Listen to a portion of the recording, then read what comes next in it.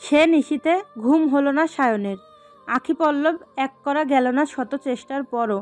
মধ্য রজনীর নিষ্প্রহরে চোখের পাতায় বারবার ভেসে উঠল ভীত সেই চোখ, বুকে লেপ্টে থাকা নরম দেহ, আধ ভেজা পিঠ ছড়ানো, চুলের আসমানি শাড়িতে মোড়ানো এক তুলতুলে মেঘ রমণীর স্পষ্ট প্রতিচ্ছবি। ঘুটঘুটে অন্ধকারে আধ নিভন্ত চোখে সেই নিভৃতি প্রতিচ্ছবিতেই রাত কাটল সায়নের। মেঘের রং হালকা হলো, কৃষ্ণ সরে শুভ্রে ভরল, নীলাভ প্রাত্যুরের প্রভায় শেষমেশ ঘুমিয়ে পড়ল ইভা। 7টার দিকে লিতিশার ঘুম ভাঙল। পাশ ফিরে ইভাকে গভীর ঘুমে দেখে মৃদু হাসলেন তিনি। সারা রাত ঘুমায়নি মেয়েটা, নীরবে জেগেছিল। নতুন জায়গা, অচেনা ঘরে হয়তো অস্বস্তি লাগছিল। সে যতবার বলেছে নিশ্চিন্তে ঘুমিয়ে পড়তে, ততবার মিনমিন করে উত্তর দিয়েছে, জি ঘুমাচ্ছি। কিন্তু আদতে ঘুমোতে পারেনি। লিতিশা আবার হাসলেন, এক পশলা মমতা নিয়ে হাসল তার চোখ দুটোও। এক হাতে তোয়ালে ঘষে মাথা মুছতে মুছতে বিছানার বালিশগুলো এলোমেলো করে ফেলল সায়ন। প্রচণ্ড অধৈর্যের স্বভাব তার। ছোট্ট কুশন দুটো তো মেঝেতেই ফেলে দিল। বিছানায় নেই তো কোথায় রেখেছিল। রাতে ফুপির ঘর থেকে এসে ফোন দেখা হয়নি আর। বালিশের পাশে নিয়েই ঘুম হয়তো সব সময়। তাহলে ফুপির ঘরেই রেখে এসেছে।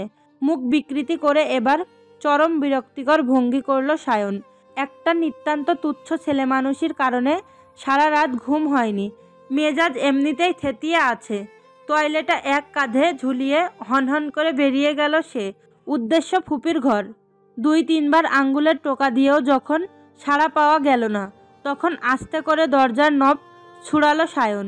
ফুপি ঘরে নেই। ইভা সোজা হয়ে ঘুমোচ্ছে। মাথাটা হেলে রয়েছে ডান দিকে, থুতনি যেয়ে ঠেকেছে গলার হাড়ে। সায়ন নিঃশব্দে ঢুকলো। 2 বালিশের মাঝখানের জায়গাটায় তার ফোনটা। ইভার এক হাত পেটের উপর, আর এক হাত ঠিক তার ফোনটার উপর। সায়ন দীর্ঘশ্বাস ফেলল। কাছে যেয়ে সামান্য ঝুঁকে যেই না ইভার হাতটা সরানোর জন্য মাত্র একটু ধরেছে, বিপত্তিটা বাঁধল তখনই। ঘুমন্ত ইভা ঘুমে ডুবেই প্রচণ্ড জোরে তার হাতটা মুঠোয় চেপে ধরল। শুধু ধরলই না, বরং ঝুপ করে পাশ ফিরে অত্যন্ত আদুরে গোছে গালের নিচে টেনে নিল। পাতলা ঠোঁট দুটো লেপ্টে গেল সায়নের কবজিতে। সায়নকে ঝুঁকে যেতে হলো ভারসাম্য বজায় রাখতে। অন্য হাতটা যেয়ে পড়ল বালিশের ওপর বিছানায় থাকা চুলে। ফলস্বরূপ চুলের গোড়ায় মারাত্মক টান খেয়ে আহ বলে চাপা স্বরে গুঙিয়ে ওঠে। চোখ কুঁচকে তাকালো ইভা। তার তাকানোতে দেরি হলো, কিন্তু মুখের ওপর সায়নের টয়লেটটা পড়তে দেরি হলো না। সদ্য ঘুম ভাঙা ইভা লজ্জায়, হতভম্বতায়, আড়ষ্টতায়, চুলের ব্যথায় মিলেমিশে কিয়ৎক্ষণ বিমূঢ় হয়ে গেল। তোয়ালের নিচেই চোখ মুখ খিচে বুঝে ফেলল। নিজের অজান্তেই মুঠোয় ধরা শক্ত হাতটা খামচে ধরল দ্বিগুণ জোরে। সায়ন খানিকক্ষণ নিশ্চুপ চেয়ে রইল, অতপর চাপা গলায় বলল, হাত ছাড়ুন ইভা। ইভা এক মুহূর্ত থমকালো। সায়নের হাত ধরে রেখেছে বুঝতে পেরেই বিদ্যুতের গতিতে ছেড়ে দিয়ে নিজের হাতটা গলার কাছে গুটিয়ে নিল সে। হাত ছাড়া পেয়ে মুখের ওপর থেকে টয়লেটটা সরিয়ে নিল সায়ন। ইভা পিটপিট করলো। সায়ন তার চোখের দিকেই চেয়ে রয়েছে, স্পষ্ট কাটা চাহনি। ইভা ভড়কে গেল।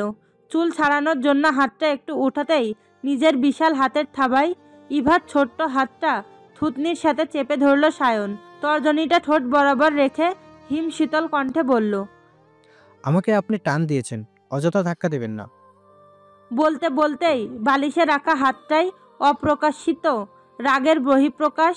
ফলস্বরূপ আরও চাপ দিল সে। নিরুপায় ইভা অসহ্য ব্যথায় কুঁকিয়ে গেল।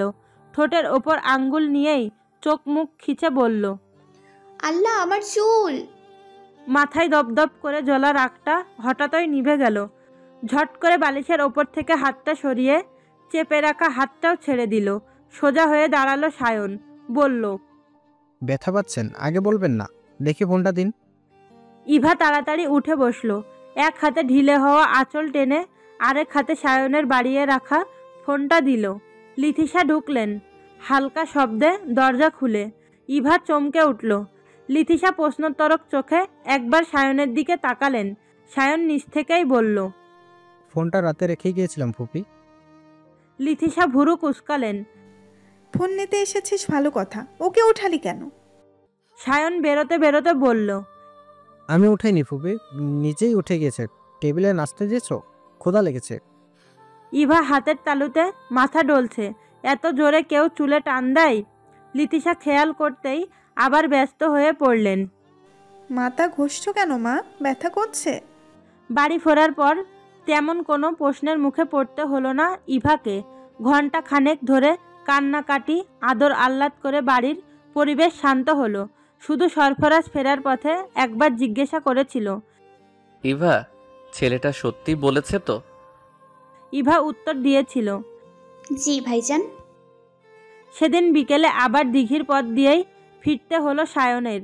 দিঘির কাছাকাছি আসলে গাড়ি থামিয়ে কিছুক্ষণ নীরবে চেয়ে রইল সে। সময় গড়ালে গাড়ি ছুটে গেলেও মন থেমে রইল সেই সম্মোহিনী দিঘির পাড়ে। আকাশ হওয়া ছন্ন জলে, সেই সিঁড়িতে পা ডুবিয়ে বসে থাকা ভীতু নারীতে। ছাদের রাক্ষসে রোদ্দুর, মধ্য দুপুর খা খা করছে। ইটের মেঝেতে আগুন ধরেছে, দাও দাও আগুন, পা রাখা দায়। সূর্যের মেজাজ সপ্তম সূর্যের সাথে পাল্লা দিয়ে বিভার মেজাজও আকাশ সুই সুই। ঝলসানো মেঝেতে মাথার উপর খাড়া রোদ নিয়ে পা দুটো আড়াআড়ি ভাঁজ করে বসে আছে সে। আশেপাশে ছড়িয়ে ছিটিয়ে আছে শুকনা মাটি। শখের ফুলে ভরা জবা গাছটা টব থেকে উপড়ে ফেলেছে। পাশে লাল গোলাপের ছোট্ট চারা গাছ, 2 দিন আগে লাগানো চারাটাও টব থেকে তুলে ফেলেছে সে। বর্তমানে ভীষণ মনোযোগ দিয়ে জবাটা লাগাচ্ছে গোলাপের টপে, আর গোলাপটাই জবা। ইভা মিনমিন করে ডাকলো, আপা ওঠো না, দেখো কেমন ঘেমে গেছো, নিচে চলো। বিভা চাপা গলায় গর্জে উঠল, বলেছি না আমি যাব না। এক কথা বারবার বলবি না ইভা, যা এখান থেকে। ইভা ফের আগের মতো চুপসিয়ে যায়। ধমকের চোটে বাকি কথা মুখেই আটকে যায়। তার রোদে নিজেরই মাথা ঘোরাচ্ছে। কতক্ষণ যাবৎ সাহস জমায় ইভা, অতপর খানিকটা জোর দিয়ে বলে, আমি কিন্তু আম্মাকে ডাকবো আপা, তুমি চলো। বিভার ব্যস্ত হাত থেমে যায়। তাদের আব্বা আম্মা ফিরে এসেছে গত সপ্তাহেই। আম্মা অসুস্থ ছিল, ঢাকায় নিয়ে গিয়েছিল, এখন মোটামুটি সুস্থ। বিভা থমথমে কণ্ঠে উত্তর দেয়, যা ডাক আম্মাকে। ইভা দ্বিতীয়বারের মতো চুপসে যায়। কিছুক্ষণ চুপ করে থেকে উল্টো দিকে পা বাড়ায়। ইউসুফ ঘড়ি পরছিল, গায়ে ধবধবে আয়রন করা শার্ট। দরজার এক পাল্লা খোলা, বাইরে থেকে সহজেই দেখা যাচ্ছে তাকে। দুপুরের খাওয়ার পর এই সময়টা বাড়ি নিশ্চুপ থাকে। তন্দ্রা ভাবি ঘুমাচ্ছে। চাচিমা আম্মা নিজের ঘরে, সরফরাজ বাসায় নেই, আব্বাও নেই, চাচাও নেই। সব মিলিয়ে এই সময়টা অবসরের। ইভা কিয়ৎক্ষণ জড়তা নিয়ে দাঁড়িয়ে রয়, তারপর আঙ্গুলের টোকায় দরজায় মৃদু শব্দ তুলে বলে, ইউসুফ ভাই। ইউসুফ এক ঝলক ফিরে তাকায়, মুহূর্তেই হাসি টেনে বলে, আয় আয়। বিভা ধীর পায়ে ঢোকে। ইউসুফ আয়নায় চেয়ে গোছানো চুলে আরেকবার চিরুনি চালায়। টেবিল থেকে নিয়ে পকেটে ফোন ঢোকায়। একবার ড্রয়ার খুলে কি যেন হাতড়িয়ে আবার লাগিয়ে দেয়। তাড়াহুড়ো দেখে ইভা মৃদুস্বরে শুধালো, কই যাচ্ছেন? ইউসুফ ব্যস্ত কণ্ঠেই উত্তর দেয়, সে যাচ্ছি এক জায়গায়। কেন? এখনই চলে যাবেন? এবার কিঞ্চিত মনোযোগ দিয়ে ফিরে তাকায় ইউসুফ। ইভার ভারী ফর্সা মুখখানায় চিন্তার অস্থির, ঘেমে একাকার, চোখ দুটো ক্লান্ত। কপালে সহসাই ভাঁজ পড়ে ইউসুফের। এগিয়ে এসে ডান হাতটা বাড়িয়ে ইভার গালে রাখে। পুরুষালী ভরাট কণ্ঠ খাদে নামিয়ে বলে, কিছু বলবি? এমন লাল হয়ে আছিস কেন? কই ছিলি? ইভা চুপ করে থাকে। বলতে তার লজ্জা লাগে। এই আপার জন্যই তার সবসময় লজ্জায় পড়া লাগে। দুপুরে খাবার টেবিলে ইউসুফ তরকারি চাচ্ছিল। বিভা তখন নিচ থেকে বেড়ে দিতে গিয়েছিল। আর ইউসুফ কি করলো? গম্ভীর গলায় বলল, আম্মা দাও। ব্যাস, বিভার আর খাওয়া হলো না। সেই যে রাগ। ইভার নীরবতা দেখে কপালে ভাঁজ গাঢ় হয় ইউসুফের। আরেক গালে হাত রেখে হাঁটু গেড়ে একটু নিচে ঝুঁকে মুখ বরাবর চেয়ে আদুরে গলায় বলে, কি হয়েছে? ইভা আরও মিইয়ে যায়। মাথা নামিয়ে পায়ের বুড়ো আঙ্গুলের দিকে তাকিয়ে লজ্জা জড়িত অত্যন্ত নিচু স্বরে শুধায়, আপা এই রোদের মধ্যে ছাদে বসে আছি ইউসুফ ভাই। বলে আর একবারও ইউসুফের দিকে তাকায় না সে। ইউসুফ প্রতিক্রিয়া দেখায় না। ইভার কথার মানে তার বুঝতে অসুবিধা হয়নি। ঘাড় ফিরিয়ে জ্বালানা দিয়ে বাইরের কাঠফাটা রোদ্দুরে চোখ বুলিয়ে সোজা হয়ে দাঁড়ায়। ইভা মুখ তুলে তাকায়, প্রায় কাঁদো কাঁদো কণ্ঠে ডাকে, ইউসুফ ভাই। উত্তপ্ত রোদে পেছন থেকে চিরচেনা আকৃতির লম্বাটে ছায়া দেখতে পেয়েও ঠায় হয়ে বসে থাকে বিভা। ইউসুফ কাছাকাছি এসে দাঁড়ায়, শান্ত স্বরে একবার ডাকে, বিভা। বিভা উত্তর দেয় না, যেন শুনতেই পায়নি। এমন একটা ভঙ্গি করে পড়ে থাকা জবা গাছটা তুলে টবের মাটিতে বসাই। ইউসুফ দীর্ঘশ্বাস ছাড়ে। মেয়েটার এই এক স্বভাব, রাগ হলে সব সময় নিজের ওপর অত্যাচার করে। এই যে ঝলসানো রোদে বসে রাগ ঝাড়ছে, কি লাভ হচ্ছে? শেষে নিজে অসুস্থ হওয়া ছাড়া আর কিছু কি? পাশে পড়ে থাকা কাঁটায় ভর্তি গোলাপ গাছটার দিকে তাকিয়ে আবারও দীর্ঘশ্বাস ফেলে ইউসুফ। নিচু হয়ে বিভার ডান হাতটার কনুইয়ের নিচটায় আলতো করে চেপে ধরে, অতঃপর পূর্বের ন্যায় ঠান্ডা স্বরেই বলে, এসো। বিভা ঘাড় বাঁকিয়ে তাকায়। একবার দৃষ্টি বিনিময় হয়। চোখে চোখ পড়তেই মুখ ফিরিয়ে নেয় বিভা। গমগমে কণ্ঠে বলে, ছাড়ুন।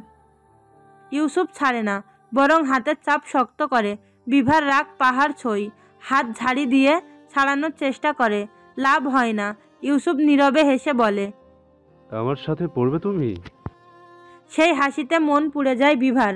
রাগে দুঃখে চোখ ফেটে জল আসে, কিন্তু চোখ শুকনো। ঠোঁট কেঁপে ওঠে 2-3 বার। প্রাণপণে চেষ্টা করলেও ছাড়াতে না পেরে অসহ্য অভিমানে হাঁপিয়ে ওঠে। দাঁতে দাঁত চেপে বলে, জোর দেখাচ্ছেন? ইউসুফ এতক্ষণে শক্ত করে চেপে রাখা আঙ্গুলগুলো ঢিলা করে দেয়। নিজেই ব্যথা পাবে, জেদ করছো কেন? উঠতে বলেছি, ওঠো, আমার দেরি হচ্ছে। আবেগী বিভা রাগে চিৎকার করে ওঠে, আপনি যান এখান থেকে, আপনাকে কেউ আসতে বলেনি। ছাড়ুন বলছি, ছাড়ুন আমার হাত। তার চিৎকারের নির্লিপ্ত ইউসুফের সামান্য পরিবর্তন দেখা যায় না, বরং প্রচণ্ড স্বাভাবিক গলায় প্রশ্ন করে, রোদে বসে কি হবে? দেখছেন না কাজ করছি? তোমার করা লাগবে না, মালি আছে। আমি নষ্ট করেছি, আমি ঠিক করব। আচ্ছা, আমি লাগিয়ে দেই, দাও।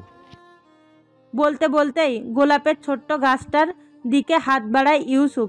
বিভা আবার চিৎকার করে ওঠে, খবরদার আপনি আমার গাছ ধরবেন না, একদম ধরবেন না। বলেই ঝট করে ডান হাতের তালু দিয়ে গাছের ডাল মুষ্টিবদ্ধ করে ধরে বিভা। ঘটনার আকস্মিকতায় হতভম্ব হয়ে পড়ে ইউসুফ। চোখের পলকে বিভার হাতের ওপর চেপে ধরে ছাড়ানোর চেষ্টা করে। সজোরে ধমকে ওঠে, বলে, পাগল হয়েছ? ছাড়ো বিভা, পাগলামি করো না।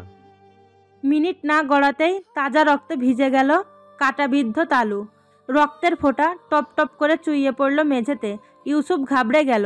চোখের শাসনে কাজ হলো না, উল্টো সরাসরি সেই শাসন ভরা রক্তিম চোখে তাকিয়েই হাতের মুঠোয় আরও চাপ দিল বিভা। তার চোখ দুটো শুকনো, মনটা ভীষণ ভেজা।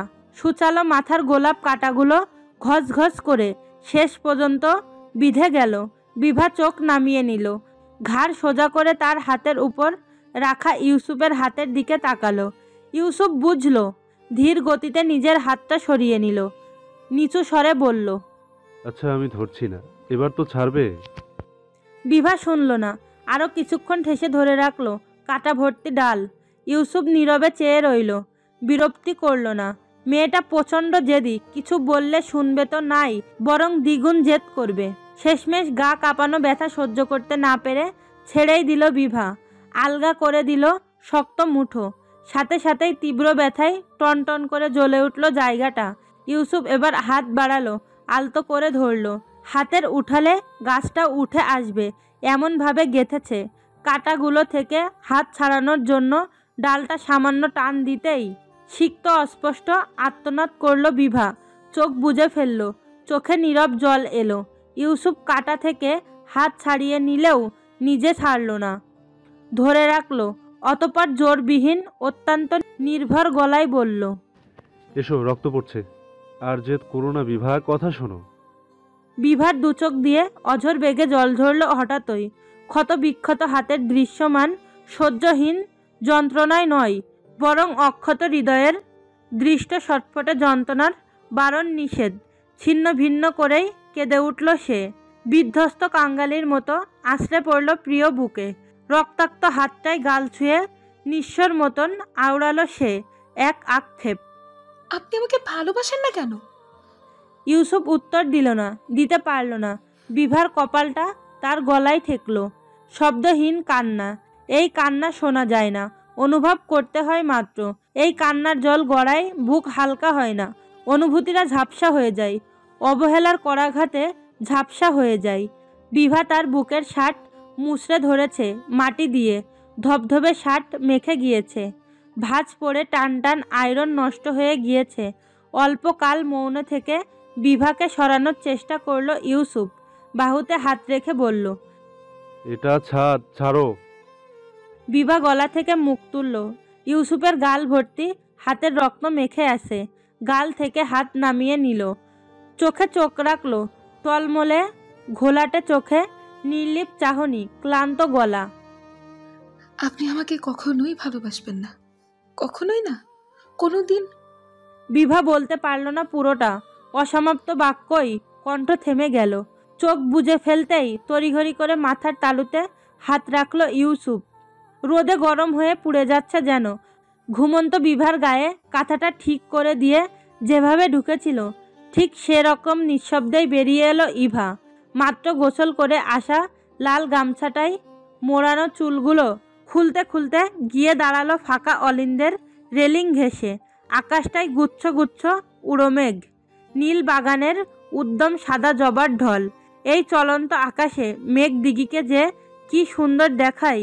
ঘন্টার পর ঘন্টা দিঘির জলে চেয়ে থাকলেও আশ মেটে না। ইভার মন খারাপ হয়ে গেল। আজ অনেক দিন যায় না দিঘির পাড়ে। সপ্তাহ দুয়েক গড়িয়ে গেছে খুব করে। এমন না তাকে কেউ মানা করেছে, সে নিজেই যায় না, ভয় করে যদি আবার কোনো বিপদ হয়। ভেজা চুলগুলো একপাশে এনে গামছা দিয়ে ঝাড়া দিল ইভা। বাহাদুর উঠানে খেলছে, পায়ে বল নিয়ে একা একাই দৌড়াদৌড়ি করছে। বিভা ঘুমাচ্ছে অনেকক্ষণ। সেই যে ইউসুফ ভাই অজ্ঞান অবস্থায় নিয়ে এলো, হাতে মলম লাগিয়ে ব্যান্ডেজ বেঁধে কি একটা ঔষধ খাইয়ে দিয়ে গেল, আর যাবার সময় বলে গেল, ও উঠলে বলবি তুই বেঁধে দিয়েছিস, ঠিক আছে? ইভা হাসলো। ইউসুফ ভাই প্রায়ই এমন করে। বিভা কোনোদিন রাতে না খেয়ে ঘুমিয়েছে জানলে তাকে দিয়ে রান্নাঘর থেকে খাবার আনাবে, ঘুমের মধ্যে উঠিয়ে তুলে খাইয়ে দিবে, তারপর বলবে, যদি জেগে বুঝে যায় পেট ভরা বা কিছু জিজ্ঞেস করলে বলবি তুই খাইয়ে দিয়েছিস। ইভা কথা রাখে। তন্দ্রার ডাকে হুঁশ ফিরল। ইভার পেছন থেকে হতভম্বিত গলায় ডাকছে সে, এত বেলায় গোসল করেছিস, চুল মোছ ভালো করে, ঠান্ডা লাগবে তো। একদম ভাইয়ের মতো হয়েছে। পৃথিবী উল্টো গেলেও এদেরকে চুল মোছাতে পারলাম না আমি। ইভা হেসে ফেলল। হাসতে হাসতেই পেছনে ফিরল। তন্দ্রা কখন এসেছে বুঝেনি, বলল, পৃথিবী উল্টাতে হবে না, আমি মুছে দিচ্ছি। তুমি একা একা ঘুরে বেড়াচ্ছ কেন? ভাইজানকে বলে দিব কিন্তু। বলে দিয়েন, ভাই জানেন বিনা বেতনের প্রহরী। ইভা হাত থেকে গামছা নামিয়ে রেলিংয়ে রাখলো, এগোতে নিয়ে বলল, চলো ঘরে দিয়ে আসি। না, মার কাছে যাচ্ছি, একা ভালো লাগছে না। আচ্ছা আমার ঘরেই দিয়ে আসি, পড়ে যাবা। আরে না পাগল, পড়বো না, তুই চুল মুছ। আকাশ দেখছিলি, দেখ আমি পারবো। একা একা একটু হাঁটা চলাও তো দরকার আছে। তোর ভাই আমায় পঙ্গু বানিয়ে ফেলছে। তন্দ্রা গুটি গুটি গতিতে পা বাড়ালো। মায়ের ঘরের কাছাকাছি যাওয়া পর্যন্ত চেয়ে রইল ইভা। সে ঢুকে গেল। গামছা নিয়ে আবারও মনোযোগ দিল চুল ঝাড়াতে। মেঘের রং পাল্টেছে। পশ্চিম আকাশের সাদা জবার দল রক্ত জবাই ছেয়ে যাচ্ছে। সূর্যের রং ভীষণ কমলাটে, এক্ষুনি অস্ত যাবে। পৃথিবীতে সন্ধ্যাটা নামে খুব দ্রুত। রোদ নেমে যাচ্ছে। শেষ বিকেলের বেগরে আলোয় একবার দিঘির দিকে তাকালো ইভা। এখান থেকে অবশ্য এমন সুন্দর রূপ দেখা যায় না, তবুও ইভা চেয়ে রইল কিছুক্ষণ। আবছা আলোতে কে যেন দাঁড়িয়ে আছে মনে হলো, নাকি না। সেদিক দেখতে গিয়ে হাতের গামছাটা পড়ে গেল। হাত ফসকে বাহাদুর নিচ থেকে চেঁচিয়ে উঠল, বুবু তোমার গামছা পড়ে গেছে, নিয়ে আসবো? ইভা আচমকাই চমকে তাকালো বাহাদুরের দিকে। কেন চমকালো জানে না, খাপ ছাড়া ভাবে বলল, হ্যাঁ হ্যাঁ, নিয়ে আয়। দিঘির পাড়ের নিস্তব্ধতা, চিরধীর কণ্ঠ শোনা গেল। অবশেষে দেখা মিলল আপনার দিঘি কন্যা। ঘরের কোনায় মোমবাতি জ্বলছে, সবুজ রঙা মৃদু আলো। বাইরে ঘুটঘুটে রাত, গাছের পাতারা ঝিমাচ্ছে, ঘুম ধরেছে নদীর স্রোতে। কিয়ৎকাল নরম বালিশে মাথাটা এপাশ ওপাশ করে দিক বিদিক অস্থির হয়ে চোখ মেলল সে। বুক ধরপড় করছে, হাঁসফাঁস লাগছে, নিঃশ্বাস বন্ধ হয়ে আসছে। ত্রস্ত চোখে এদিক ওদিক তাকালো। না, ঘর ফাঁকা, নীরব। বাহাদুর ঘুম। দু হাতে তার গলা জড়িয়ে ধরে বুকে মাথা রেখে ঘুমাচ্ছে। বা পাটা পেটের ওপর দিয়ে তুলে দেওয়া। ইভার ধুকবকানি কমল, শ্বাস প্রশ্বাস ধীরে ধীরে স্বাভাবিক হলো। কিছুক্ষণ চোখ বুজে পড়ে থেকে পুরোপুরি শান্ত হলো সে।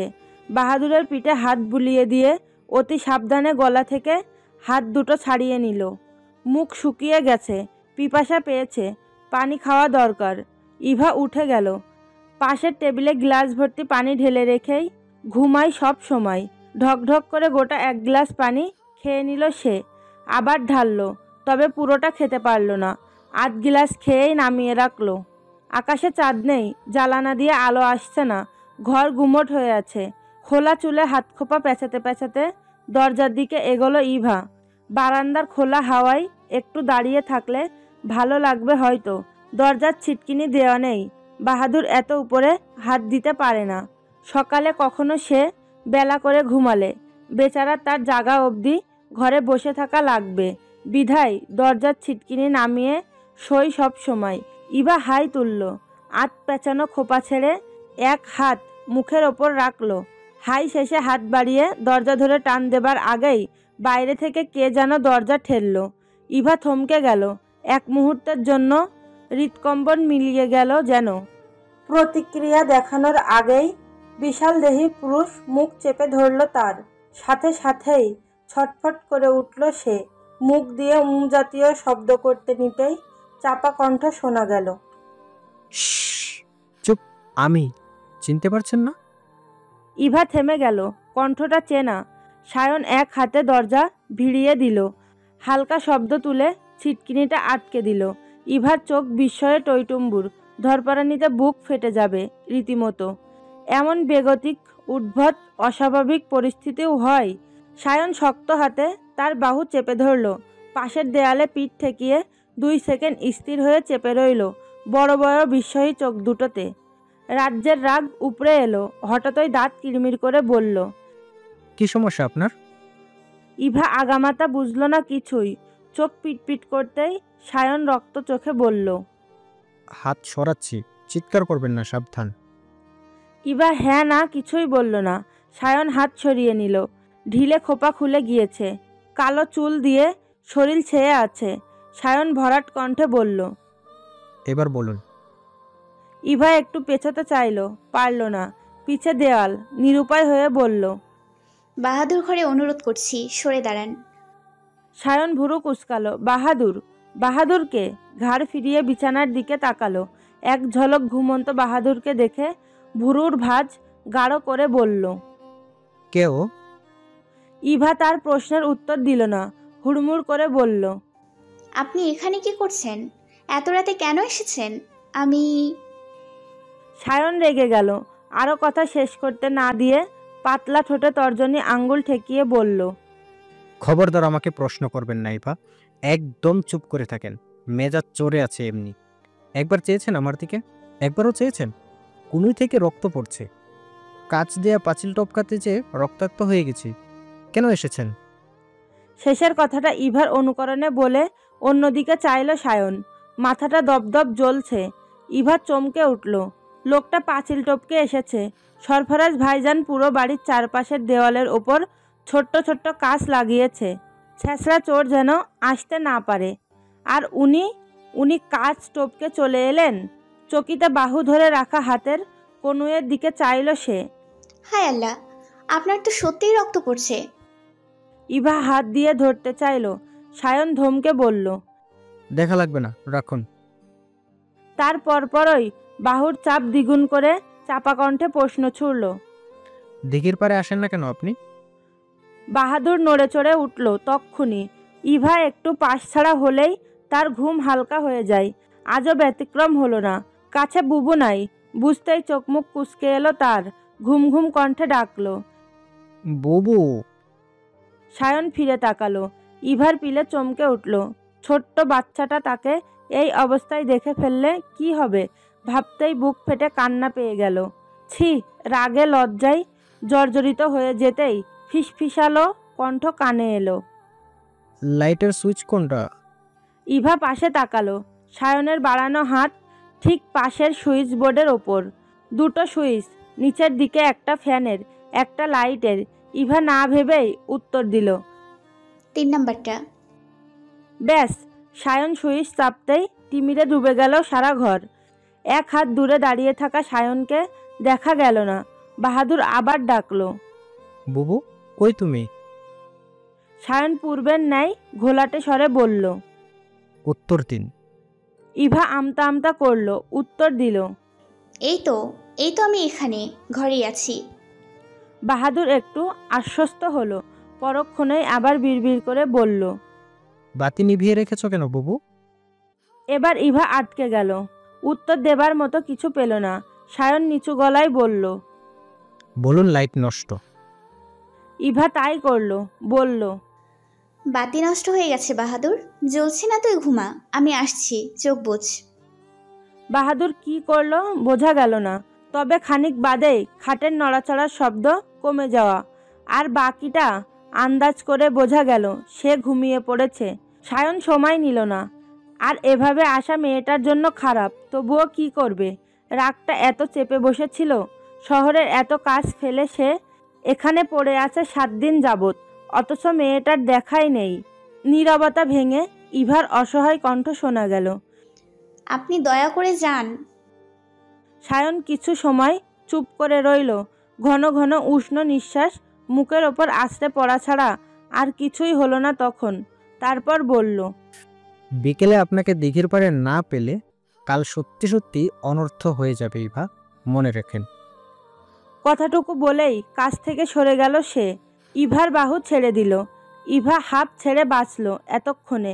সায়ন আবার বলল, যান ঘুমান, আসি। এভাবে আসার জন্য দুঃখিত, আমি আসতে চাইনি, আপনি বাধ্য করেছেন। ইভা ঘাটালো না। প্রশ্ন করতে ইচ্ছে করলেও করল না।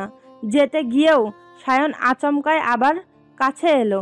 অন্ধকারে ইভার গালে হাত রেখে কানের কাছে ফিসফিসালো, আমি ভীষণ অধৈর্য ইভা, ভীষণ ভীষণ অধৈর্য।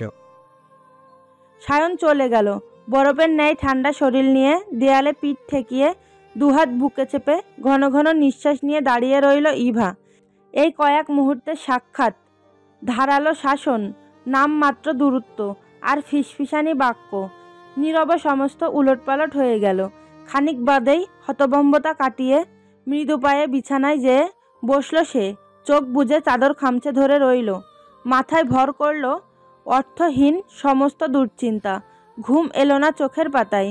ভাবনার ছেদ ঘটল বাহাদুরের অস্পষ্ট ডাকে, বুবু, এই বুবু, অন্ধকারে কই গেলে তুমি?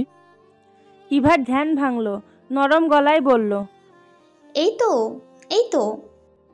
বলতে বলতেই দ্রুত বাহাদুরের মাথায় হাত বুলিয়ে দিল সে। দুদিকে আলমারির পাল্লা মেলে ঝুলিয়ে রাখা পাঞ্জাবি শাড়িতে হাত বাড়ালো তন্দ্রা। হ্যাঙ্গার সরিয়ে সরিয়ে বেশ মন দিয়ে দেখে মাছ থেকে একটা নামিয়ে নিয়ে হাতে নিল। পাঞ্জাবির বুকের সুতোর কাজে এলোমেলো হাত বুলালো কতক্ষণ। মনটা খারাপ হয়ে আছে তার, ঠোঁটে হাসি নেই। ঘরের নীরবতা কাটল দরজা খোলার শব্দে। তন্দ্রা ঘাড় ফিরালো। সরফরাজের গায়ে স্যান্ডো গেঞ্জি। বাবার কাছে গিয়েছিল কি কথা বলতে। সরফরাজ ঢুকলো হনহন করে। হাতের কাগজগুলো বিছানায় রেখে ব্যস্ত কণ্ঠে বলল, বের করেছো তনু? তন্দ্রা মনে মনে দীর্ঘশ্বাস ফেলল। সে কাপড় বের করে না দিলে সরফরাজ পরে না। আলমারি বন্ধ করে পেছনে ফিরে পাঞ্জাবিটা এগিয়ে বলল, এই যে এটা পড়ুন। সরফরাজ ভুরু কুঁচকালো। পাঞ্জাবিটা তাড়াতাড়ি গায়ে জড়িয়ে বোতাম আটকাতে আটকাতে বলল, মন খারাপ কেন? তন্দ্রা এবার চাইল ধীর গতিতে, দুপাশে মাথা নাড়িয়ে বিছানায় বসলো। সরফরাজ মলিন হাসে, তন্দ্রার নিচু করে রাখা গলাটায় আহ্লাদ করে হাত রাখে, হাঁটুতে এক হাত রেখে মুখ বরাবর ঝুঁকে বলে, মন খারাপ করো না তন্দ্রাবতী। তন্দ্রা মাথাটা আরও নামিয়ে নেয়। সরফরাজ নিচু স্বরে ডাকে, তন্দ্রাবতী। তন্দ্রা ছোট কামড়ে ধরে, হঠাৎই ভরা চোখে চেয়ে বলে, আপনি যেন না। তন্দ্রার টলমলে আবদারের পরিপূর্ণ চাহনিতে তাকিয়ে চুপসে গেল সরফরাজ। কিছুক্ষণ মৌন থেকে বলল, এমন আবদার কেন করো পাগলি? কাজ আছে তো। বিকেল গড়িয়ে সন্ধ্যা নামলো। নীল নীলিমায় কালোর আবরণ পড়ল। সারা বিকেলেও ঘরের দরজা খুলল না ইভা। ছিটকিনি তুলে কাঁথা মুড়িয়ে শুয়ে রইল। বাহাদুর এমন সময় ঘরে থাকে না, তাকে বিকেলে ঘুম পাড়ানো যায় না কখনো। খেলাধুলা করে, নয়তো বিভার কাছে পড়তে যায়। জাহানারা কি জন্য যেন ডাকতে এসেছিলেন। ইভা জেগে থেকেও জবাব দেয়নি।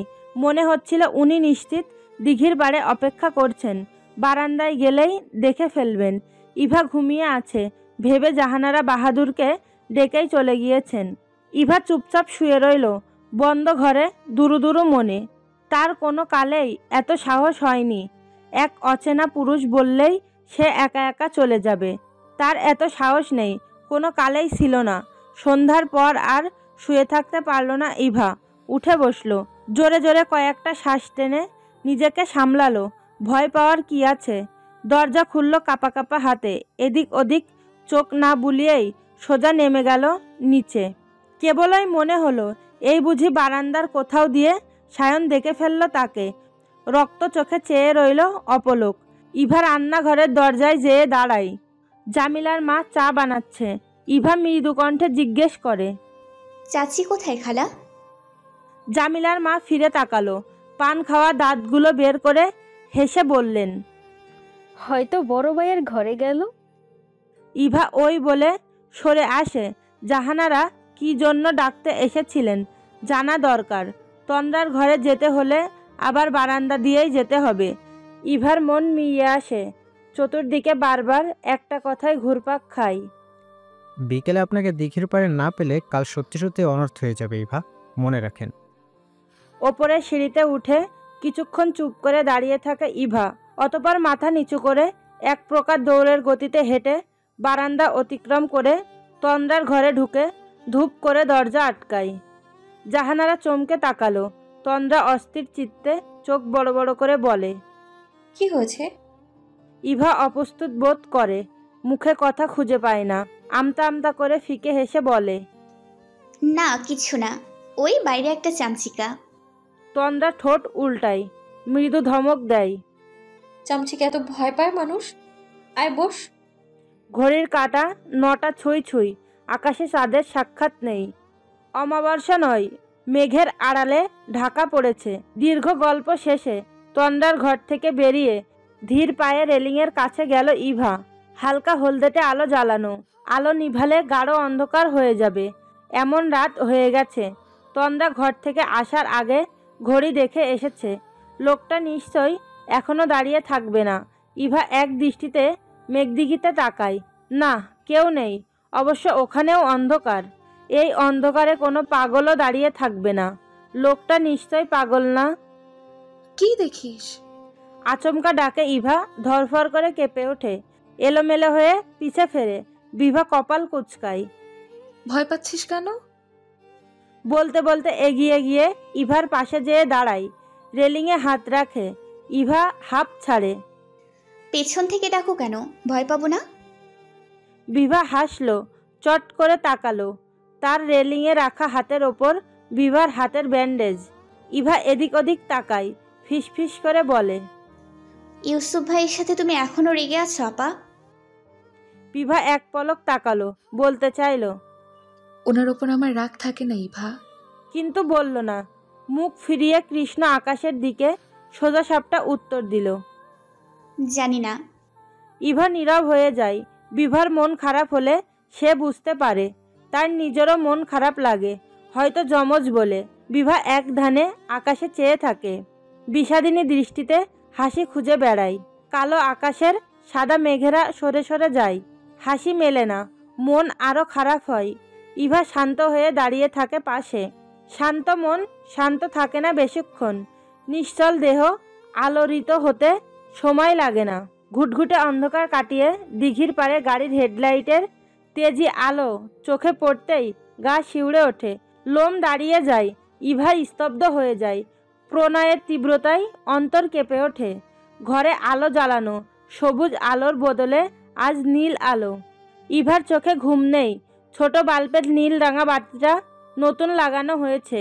ইউসুফ লাগিয়ে দিয়ে গিয়েছে ঘুমানোর আগে। খাবার টেবিলে বাহাদুর ফট করে বলে দিয়েছে ঘরের বাতি নষ্ট। এই নিয়েও কি বিচ্ছিরি অবস্থা। সে মাঝপথেই খাবার রেখে বাহানা দিয়ে তাড়াতাড়ি ঘরে এলো। টেবিলের ওপর দাঁড়িয়ে ভালো লাইটটা খুলে মেঝেতে উল্টোপাল্টা বাড়ি মেরে নষ্ট করলো। কাঁচ ফাটা লাইটটা আবার টেবিলে উঠিয়ে লাগিয়ে দিল। কাঁচগুলো এখনও টেবিলের ড্রয়ারে। ইউসুফ এসে লাইট দেখে কপাল কুঁচকে চেয়ে রইল কিছুক্ষণ, বিড়বিড় করে বলল, একেবারে কাজ ফেটে গেল রে। সব ওই লোকটার জন্য। এত এত ঝামেলায় তার এই জন্মেও পড়তে হয়নি। বাহাদুর বিভোর। সারা বিকেল দুরন্ত ছোটাছুটি করে ক্লান্ত হয়ে ঘুমাচ্ছে। পা ব্যথা করছে নাকি। ইভা চোখ বুঝল। কিছুক্ষণ পর আবার মেলল, আবার বুঝল ঘুমের সমস্যা তার কোনো দিন হয়নি। ইভা, ঘুমাচ্ছেন আপনি? উঠুন, দরজা আটকান জলদি। সায়ন ধপ করে বিছানায় বসে পড়ে। ডান বাহুতে বাম হাত চেপে মাথা নিচু করে রয়। ইভা ধরফরিয়ে উঠে বসল। সায়ন তার পায়ের কাছে বসা। এদিকে পিঠ বিদ্যুতের গতিতে বিছানা ছেড়ে নেমে যায় ইভা। উনি কখন এলো? শব্দও তো পেল না। কাপা গলায় বলে, আপনি? সায়ন কথা শেষ করতে দেয় না, তাকে চাপা গলায় বলে, দরজা আটকান, বাইরে আপনার ভাই। ইভার মাথা এলোমেলো হয়ে পড়ে। বাইরে ভাই? সরফরাজ ভাইজান উনাকে দেখে ফেলেছে?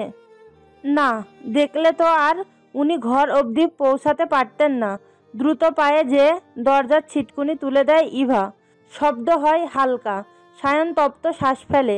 একবার পিছু ফিরে তাকিয়ে বাহাদুরকে দেখে। একটু সরে ইভার জায়গায় পিঠ এলিয়ে দেয়। বিমূঢ়তা আঁকড়ে ধরে ইভাকে। মৃদু পায়ে সায়নের কাছে যেয়ে আরও হতভম্ব হয়ে পড়ে সে। অফ হোয়াইট শার্টের বাহুতে রক্তে ভিজে চুপচুপে। ইভা আটকে ওঠে। আপনি? আপনার হাত? হায় আল্লাহ! সায়ন চোখ মেলে উঠে বসে, ধীর গলায় বলে, আস্তে শব্দ করেন, ও উঠে যাবে। ইভা ধ্যান দেয় না। আলমারি খুলে আবছা আলোতে কোনো রকমে ঔষধের বক্স বের করে ফিরে আসে। ইতস্ত কণ্ঠে বলে, আপনি এটা খুলুন, রক্ত পড়ছে। সায়ন চোখ মেলে কয়েকবার পরপর পলক ফেলে। স্পষ্ট করে তাকাই। আর চোখে ঔষধের বক্স দেখে ঠান্ডা স্বরে বলে, না ঠিক আছে, লাগবে না। ইভা অনুনয় করে ওঠে, দয়া করে খুলুন, আপনি তাকাতেও পারছেন না ব্যথায়। ইভার কথা ফেলতে পারে না সায়ন। শার্ট খুলে পাশে রাখে। ঘন করে কাজ ঢুকে আবার বেরিয়েছে। রক্তের চোটে সুবিধা করতে পারছে না ইভা। তুলার পর তুলা ভিজে যাচ্ছে। এভাবে কি করে কাটলো? আপনি কেন আসতে গেলেন? আপনার ভাই এত রাতে আপনাদের উঠোনে কি করছিল ইভা? পাগল নাকি? ইভা রেগে যায়। খবরদার ভাইজানকে নিয়ে উল্টাপাল্টা কথা বলবেন না। সায়ন আবার বাহাদুরকে ইশারা করে, আস্তে, ও উঠে যাবে। আপনার কাছেই ঘুমায় রোজ। ইভা মাথা নাড়ায়, নিচু গলায় বলে, উঠবে না, ও গভীর ঘুম, আমি জানি। সায়ন হাসে। তারপর হঠাৎই হাসি নিভিয়ে বলে, আপনি আসেন না কেন ইভা? ইভা চুপ করে থাকে। রক্তে ভেজা তুলো রেখে নতুন পরিষ্কার তুলা নেয়। স্যাভলন দিয়ে ভিজিয়ে ক্ষত জায়গায় ছুঁয়ে মিনমিন করে বলে, আমি আসবো বলিনি? আমি আসতে বলেছিলাম। ইভার হাত থেমে যায়। কিছুক্ষণ চুপ থেকে বলে, আপনি কোন অধিকারে আমাকে যেতে বলেছেন? আমি কেন যাব? সায়ন বিস্মিত চোখে চেয়ে থাকে। মুখ থমথমে, প্রত্যুত্তর করে না। ইভা হঠাৎই ফুপিয়ে ওঠে। ফোপাতে ফোপাতেই বলে, কি করেছেন জায়গাটা? তার চোখের স্পষ্ট জল গাল বেয়ে গড়াচ্ছে। সায়ন নীরবে চেয়ে থাকে। নীলাভ আলোয় খুঁটিয়ে খুঁটিয়ে ইভার কান্না দেখে, তারপর প্রচণ্ড রুষ্ট স্বরে বলে, আপনি কাঁদছেন কোন অধিকারে? আমার জন্য কাদার অধিকার আপনার নেই, কান্না থামান। ইভা থামায় না, বরং আরও আওয়াজ বাড়িয়ে হু হু করে কেঁদে বলে, আপনি জানেন ভাইজান আপনাকে দেখে ফেলে কি হবে? মেরেই ফেলবে আপনাকে। সায়ন হঠাৎই হেসে ফেলে, হাসতে হাসতে বলে, আমাকে মারা এত সহজ? আপনি হাসছেন? ইভা আশ্চর্যান্বিত, বিস্ময়ে কান্না অবধি থেমে গেছে মেয়েটার। টুকটুকে ফোলা চোখ দুটি মেলে ঠোঁটের মাঝে ফাঁক দৃষ্টি করে ফ্যাল ফ্যাল করে চেয়ে আছে সায়নের মুখে পানে। সায়ন হাসি নীরব করল। ইভার এলোমেলো ভাগ হয়ে থাকা সিথির উপর হাত বুলিয়ে নরম গলায় বলল, মেরে ফেলবে? ইভা মাথা নাড়ায়, নাক টেনে বলে, আপনি আর আসবেন না, দয়া করে আসবেন না।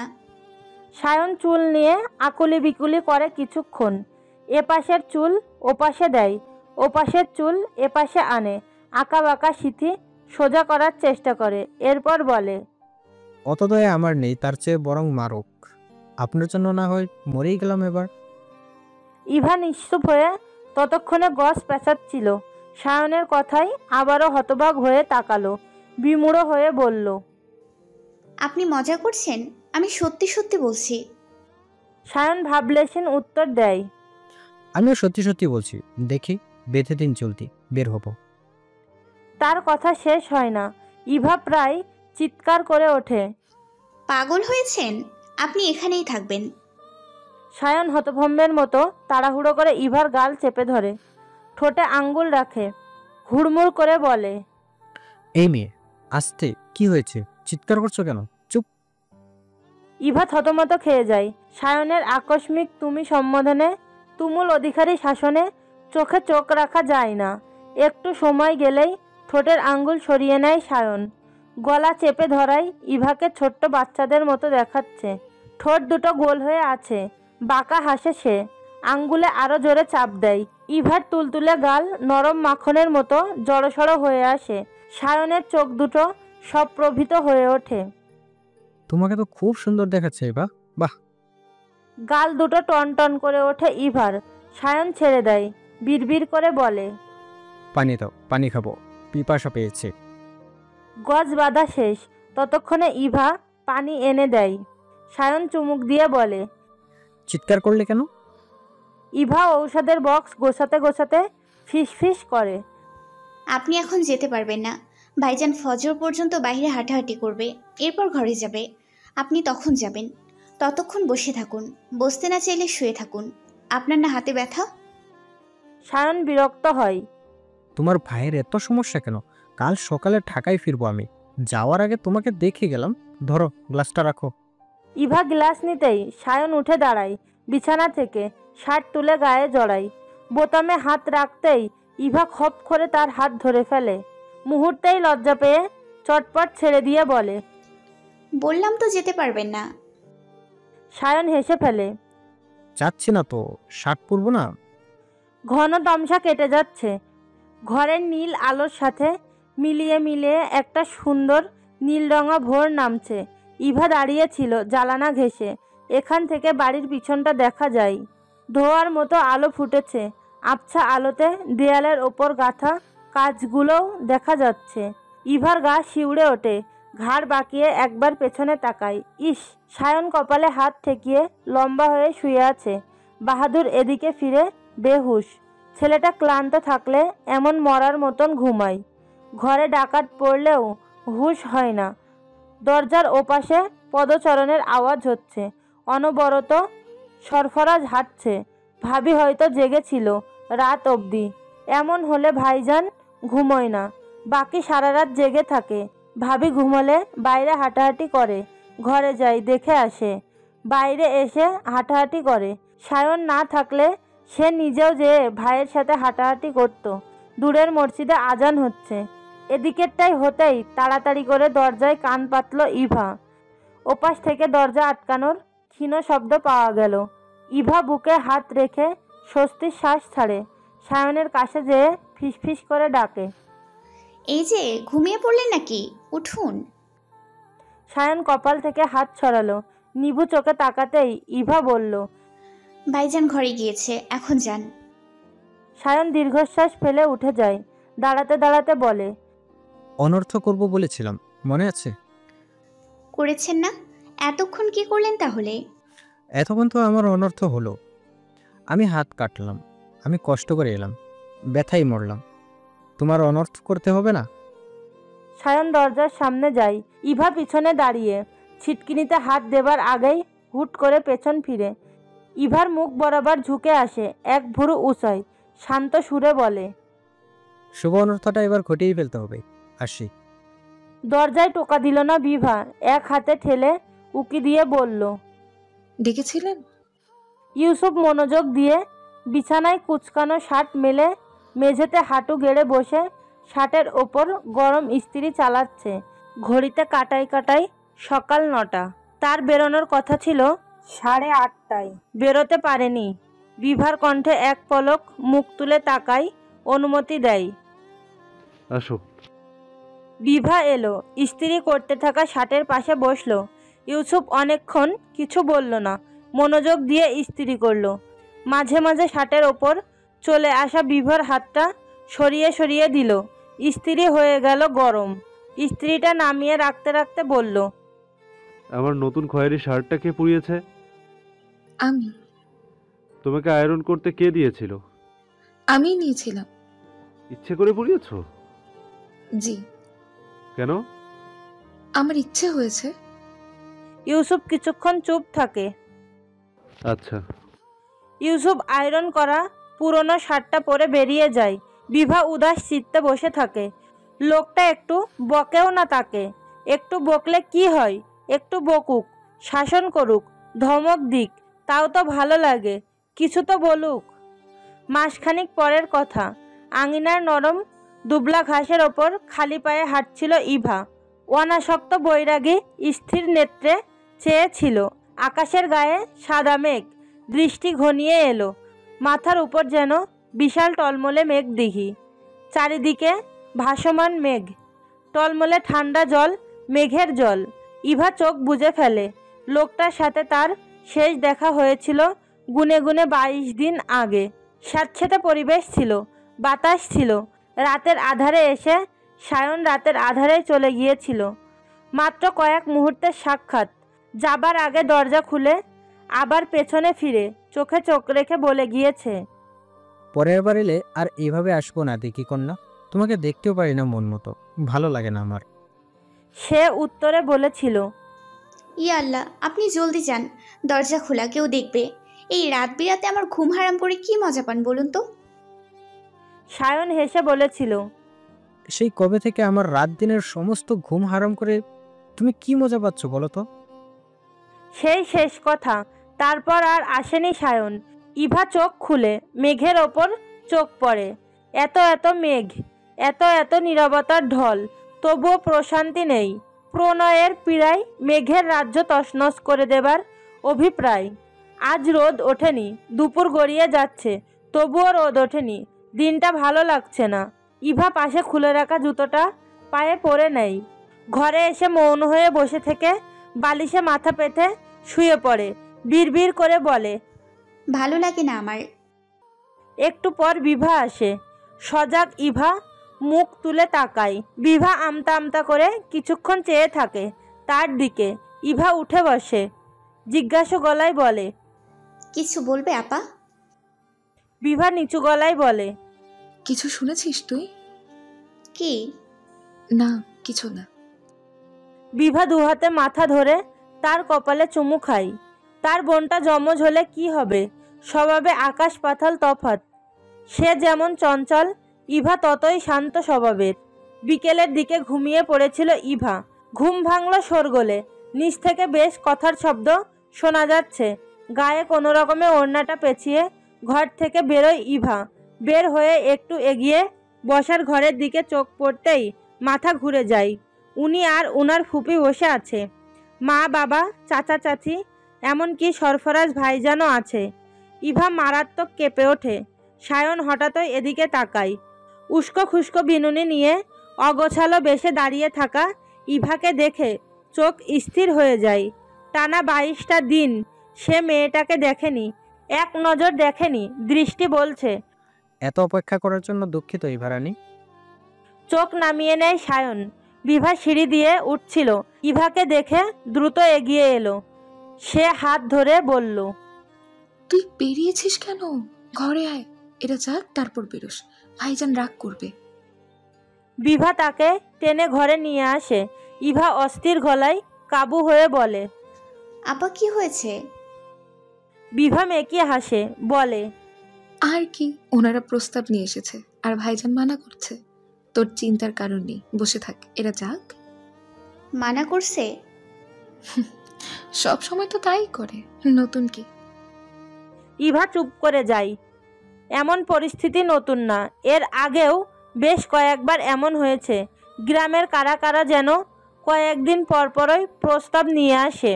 ওই যে মইদুলের পরিবারও তো এনেছিল। সেসব ইভার কান পর্যন্তও আসে না। তার আগেই সরফরাজ সাপ মানা করে দেয়। তার এক কথা, এত ছোট বয়সে বোনের বিয়ে দেবে না। ইভা চিন্তায় কাচুমাচু হয়ে পড়ে। লোকটাকে কে বলেছিল এমন পাগলামি করতে? কে বলেছিল? লিথিশা মৃদু হেসে বললেন, দেখুন, আপনাদের মেয়ে ছোট আমরা জানি, আমি বলছি না এখনই বিয়ে হোক। মেয়েকে তুলে দেওয়া লাগবে না, বিয়েটা শুধু পড়িয়ে রাখা হোক। তুলে নেওয়া না হয় পরে হবে, যখন আপনারা ভালো মনে করেন। ইভার বাবা নেওয়াজ সাহেব উত্তর দিতে পারল না। সরফরাজই বলল, দেখুন চাচি, আপনি বুঝতে পারছেন না, আমার বোন খুবই ছোট, এবছর মাত্র 18তে পড়ল। ওকে আমি কি বিয়ে দিব? কেমনি বিয়ে দিব আপনি বলুন? আমি তো বললাম বাবা, ওকে তোমার বিয়ে দেওয়া লাগবে না, শুধু কবুল বলিয়ে রাখো। ও শুধু আমার ভাতিজার হয়ে থাক, পড়াশোনা করছে করুক, আমাদের তো আপত্তি নেই। সরফরাজ দীর্ঘশ্বাস ফেলে। রাতের বেলায় খাবার সময় সরফরাজের সাথে দেখা হলো ইভার। এমনি কথাবার্তা হলেও এই বিষয়ে কোনো কথাবার্তা বলল না সরফরাজ। ইভার গলা দিয়ে ভাত নামলো না, কোনো রকম খেয়ে উঠে গেল সে। সেদিন রাতে ইউসুফকে সজাগ পায় বিভা। সে ঢুকতেই হাত থেকে ফোন নামিয়ে তার দিকে তাকায় ইউসুফ। বিভা মিহি স্বরে জিজ্ঞেস করে, ঘুমাননি? না তো। বিভা জ্বালানায় যেয়ে দাঁড়ায়। হঠাৎ পিছনে উষ্ণতার অনুভব হতেই ঘাড় ফিরিয়ে তাকায়। এক হাত দূরত্বে ইউসুফকে দেখে বিমূঢ় হয়ে বলে, কি হয়েছে? ইউসুফ জ্বালানার শিকে এক হাত রাখে। দূরত্ব ঘুষে যায় অনেকটা। বিভার প্রশ্নে ভরা বেগতিক চোখ। ইউসুফ ধীর কণ্ঠে বলে, আমি চাইলেই তোমাকে এই মুহূর্তে ভীষণভাবে চাইতে পারি, পারি না? পারেন। তুমি বাধা দেবে না, তুমি বাধা দিতে পারবে না। আমার স্পর্শ এড়িয়ে যাবার ক্ষমতা তোমার নেই, আছে? নেই। তবু তুমি এত নিশ্চিত হয়ে দাঁড়িয়ে আছো কেন জানো? কারণ ইউসুফের মুখের কথা কেড়ে নেয় বিভা। চোখ ভর্তি টলমলে পানি নিয়েই শক্ত গলায় বলে, কারণ আপনি আমাকে চাইবেনই না। বিভা আরও কিছু বলতে চাইছিল, হাউমাউ কান্নাটা আটকে গিয়ে আর বলা হলো না। চুপ করে গেল সে। চোখের সামনে ইউসুফের চওড়া বুক। সে একটু ছুঁয়ে দেখতে পারছে না, একটু মাথা রাখতে পারছে না। এত নিষেধ কেন? এত বারণে এত অনুভূতি কেন? ইউসুফ নিজেও চুপ করে থাকে। বুধ হয়ে দেখে বিভার চেষ্টা। টুপ টুপ করে গড়িয়ে পড়া পানি। চোখের কার্নিশ গড়ালেই হাতের পিঠে মুছে ফেলা। বিভা ঢোক গিলে নিজেকে সামলায়, মনে মনে দৃঢ় পণ করে, আর কোনোদিন এই নির্দয় পাষাণ নিকৃষ্ট পুরুষের কাছে সে আসবে না, আকস্মিক কালেও না। বলে, সরে দাঁড়ান, যেতে দিন। যদি না দেই? বিভা চমকে তাকালো। ইউসুফ ইচ্ছে করেই কাছে আসে। বিভা চোখ মুখ খিচে বলে, দয়া করে আর অপমান করবেন না, আমি আর আসবো না, কসম। সরুন। ইউসুফ সরে যায়। বিভা যাবার আগে একবারও তাকায় না তার চোখের দিকে। ক্লান্ত ইউসুফ দরজা আটকে দেয়। সারা রাত এখন যুদ্ধ চালাবে, নির্বাকতার যুদ্ধ। বিছানায় শুতেই মাথায় আসে, বিভা কি সত্যিই আর আসবে না? উত্তরটাও পাওয়া যায় না, না আসারই তো কথা। বিভাগ কখনোই আসবে না। ইউসুফ চোখ বুজে বিড়বিড় করে, তুমি জানো না বিভা, তুমি জানবে কি? তুমি জানবে না বিভা, তোমার থেকে বেশি আজ আমি পড়ব। বুকটা চিরে দেখতে কেমন রক্তাক্ত হয়ে আছে। অরণ্যের ছটা নিভন্ত জগতে অন্ধকারারম্ভ, পশ্চিমের কোল ঘেঁষে ডুবন্ত সূর্যের পিছু ফেলে যাওয়া লালচে মেঘগুলোর দিকে তাকিয়ে দীর্ঘশ্বাস ফেলল সায়ন। কিছু সময় সেদিকে চেয়ে রইল নিমেষহীন অনড় চোখে, অতঃপর তার ঠিক মুখোমুখি বসে থাকা ব্যক্তির দিকে খানিক ঝুঁকে চোখা গলায় বলল, আপনি তাহলে বিয়ে দিবেন না? সরফরাজ টেবিলে মাথা রেখে চায়ের কাপটা তুলে নিল, ছোট্ট চুমুক দিয়ে নামিয়ে রাখলো। এরপর মৃদু কেশে সায়নের অগ্নি শোধিত চোখ দুটোই চেয়ে অত্যন্ত নির্বিকার কণ্ঠে উত্তর দিল, না। সায়ন নিশ্চুপ। সরফরাজ অপরিবর্তিত কণ্ঠে বলল, আরো কিছু বলবে? আমার যেতে হবে। সায়ন নিয়ন্ত্রণ হারিয়ে ফেলে। এই লোকের হেলাফেলা আর সহ্য হচ্ছে না। ইভা যে কেন একে এত ভক্তি করে। বা হাতে টেবিলের ওপর বাড়ি দিয়ে তীব্র ক্রোধানলে সে বলে, আমি কিন্তু আপনার বোনকে তুলে নিয়ে যেতে পারি। আমি করছি না কারণ আপনাকে, আপনাদের পরিবারকে এবং আপনার বোনকে আমি যথেষ্ট সম্মান করি। ওকে তুলে নিলে সেটা নিশ্চয়ই খুব সম্মানজনক কিছু হবে না? আমি পারি, 100 বার পারি। সরফরাজ মৃদু হাসে। বিন্দু বিন্দু বিন্দু বিন্দু জলীয় বাষ্পে বাহির ভিজে ওঠা ঠান্ডা পানির গ্লাসটা পাশ থেকে টেনে সায়নের সামনে দিয়ে বলে, মাথা ঠান্ডা করো, পানি খাও, অহেতুক উত্তেজিত হয়ে পড়ছ। সায়ন গিলাস ছই না, চোখ নামিয়ে নিচু গলায় বলে, আপনি উত্তর দিন। ওকে তুলে কি করবে তুমি? জোর করে বিয়ে করবে? তুমি বোধহয় জানো না, মেয়ের অভিভাবকের অমতে বিয়ে করলে সেই বিয়ে বাতিল। বাবা মা না হলে বড় ভাইয়ের বা পরিবারের বড় কারোর অনুমতি লাগবে। ওর বাবা মা অনুমতি দিবে। আব্বা আম্মা আমার মত ছাড়া এক পাও আগাবে না। সায়ন সিটের পিছে পিঠ এলিয়ে দেয়, কালো রঙা মেঘের পানে চেয়ে বলে, তবে আর কি, তুলেই নিব। তুলে নিয়ে গিয়ে বিয়ে করে এলে আপনারা এমনিতেই বাধ্য হবেন আবার বিয়ে দিতে। সরফরাজ স্থির চিত্তে বলে, তোমার সাহস আছে? ভাইয়ের সামনে বসে বোনকে তুলে নেয়ার হুমকি দিচ্ছ? আমি হুমকি দিচ্ছি না, আপনাকে জানাচ্ছি কেবল।